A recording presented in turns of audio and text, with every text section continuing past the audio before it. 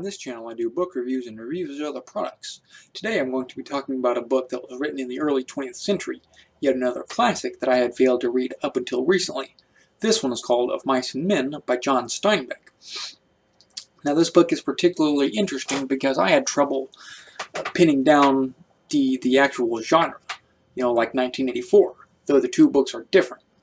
Now this book, after doing some research myself, I had learned of a new type of genre called social realism. And after reading the book, I can understand why it was labeled as social realism, the genre, because the events portrayed therein are real, lifelike. They could happen. It is almost like real events have happened but have been fictionalized, though there is a work of fiction. The theme of the book, overall theme, tone of the book is hopeful, yet fearful at the same time, because you have your two main characters who go back and forth. The visuals, I think, accurately depict, what life would have been like, or what life was like back in the times during the Great Depression, when you're in California working on a ranch, going from ranch to ranch, trying to find a job, stable work, achieve your dreams, all that sort of thing. The backgrounds, the scenery described in the prose and the characters, all amalgamated into a picture that I could clearly see.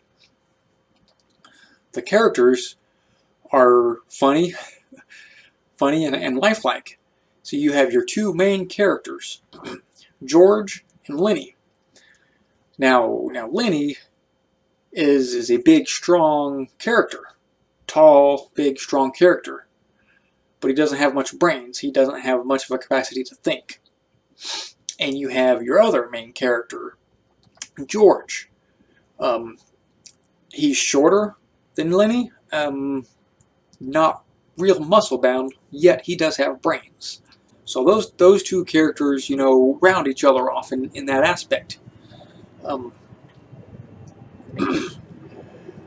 While Lenny can't think, so to speak, he is a good worker, and he does help George out. The two travel together, and Lenny kind of gets on his nerves because they had been into trouble all sorts of times in the past because of Lenny's inability to be able to analyze his situations and mistakes. He tries and tries and tries, but he just can't seem to learn from them. And that is one thing that annoys him, George. One thing that annoys George. And you have your other characters, Curly. Now Curly, at first glance, he would seem to be insecure, but given to whom he was married, I could kind of understand his questioning.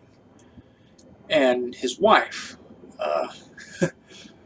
Curly's wife, well, yeah, if you've read the book, then you already know about her. A flirtatious woman who loves to go around talking to all the men.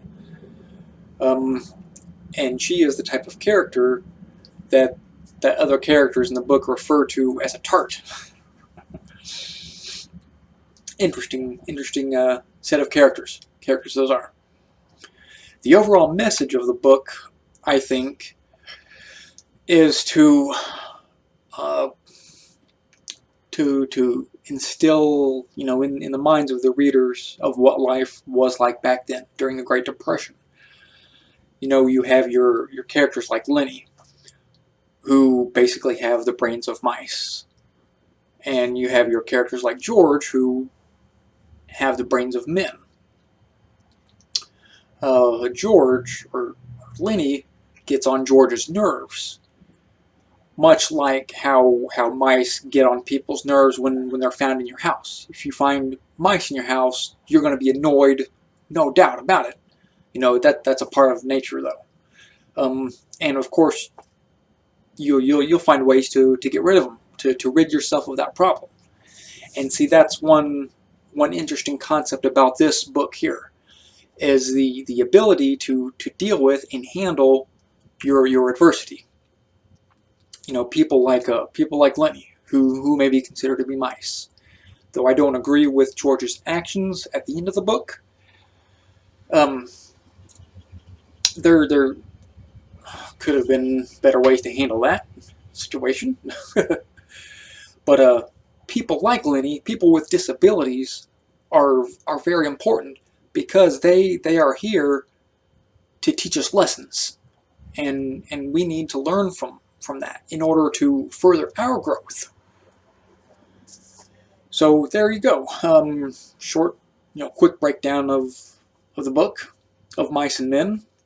I think it is very, very important to consider that we have, thinking minds. We have the capacity to live our own lives, to make our own decisions.